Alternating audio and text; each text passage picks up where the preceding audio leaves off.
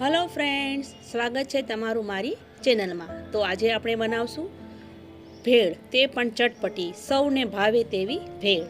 તો સૌપ્રથમ આપણે બટેટા બાફવા મૂકી દઈશું।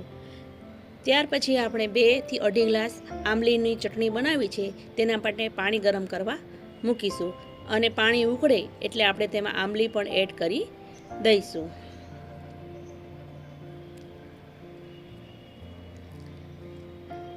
આંબલી સરસ ગરમ પાણીમાં ઉકળી જાય ત્યાર પછી આપણે તેમાં અડધી ચમચી મીઠું, અડધીથી પોણી ચમચી આપણે લાલ મરચું પાવડર અને 1 ચમચી ધાણા જીરું તેને સારી રીતના આપણે હલાવી લઈશું।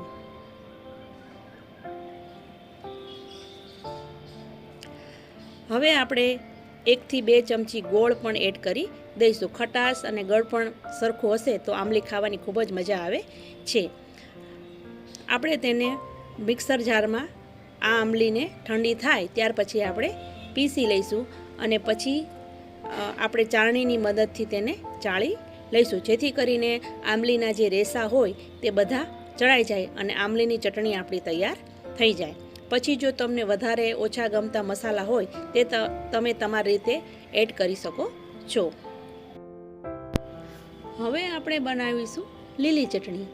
તે માટે આપણે ધાણા ભાજી, 2 લીલા તીખા મરચાં, આદુનો કટકો, ગોળ, સિંગ અને સ્વાદ પ્રમાણે મીઠું અને બરફના 2 ટુકડા પણ એડ કરી દઈશું અને આમાં મેં થોડુંક પાણી પણ એડ કરેલું છે। તો આપણી હવે આ લીલી ચટણી તૈયાર છે।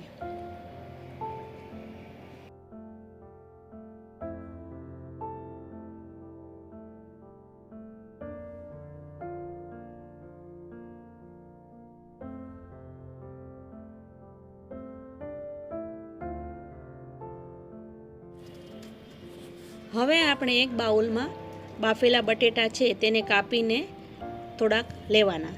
તેમાં આપણે આંબલીની ચટણી અને જે લીલી ચટણી બનાવી છે તે આપણે એડ કરી દઈશું। આપણા સ્વાદ પ્રમાણે આપણે થોડી વધારે આપણે કરી શકીએ છીએ અને આ મેં લસણની ચટણી બનાવેલી હતી તે પણ આપણે એડ કરી દઈશું, જેનાથી આપણે તીખાશ જોતી હોય તો વધારે આવી જાય। આમાં તમે ડુંગળી પણ એડ કરી શકો છો, અત્યારે મેં ડુંગળી નાખી નથી। અને વઘારેલા મમરા છે તેમાં વઘારેલા મમરાનો ચેવડો, એમાં સિંગ છે, બટેટા પૌવાના પૌવા છે, પછી મકાઈના પૌવા છે, મમરા છે, તે આપણે ચેવડો તૈયાર છે। અને ઉપરથી આપણે આલુ સેવ અને બાલાજીની વેફર આવે છે તે પણ આપણે એડ કરી શકીએ છીએ।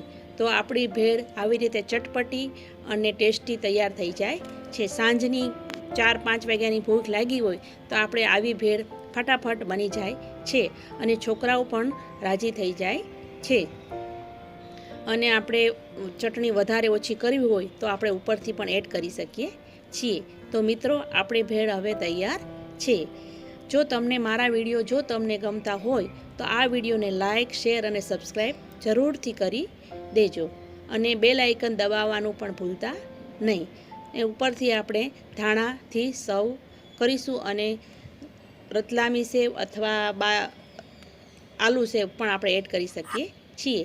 Thank you very much for watching video.